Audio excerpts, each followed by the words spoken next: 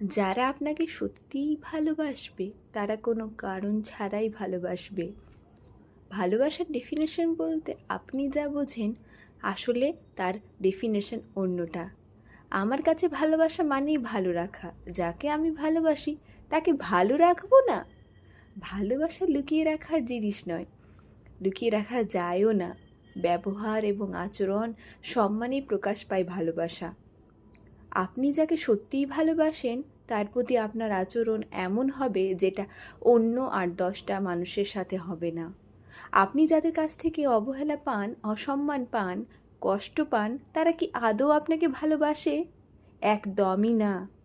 এই ভালোবাসা ব্যাপারটা এমন, যদিও কেউ ভালোবাসার ভান করে তবে তা খুব বেশি দিন করতে পারে না।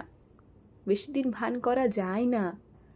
দিনের পর দিন যারা অবহেলা পেয়ে থাকে, অসম্মান পেয়ে, এমনকি মানসিক যন্ত্রণা পেয়েও যখন আপনি নিজের মনকে সান্ত্বনা দিচ্ছেন তখন বুঝে নিতে হবে আপনি তাকে ভালোবাসেন। কিন্তু আপনাকে যে সে ভালোবাসে না। আপনি ভালোবাসেন বলেই সব সহ্য করে যান, মানিয়ে নেন, কোনো কারণ ছাড়াই কিন্তু ভালোবাসেন।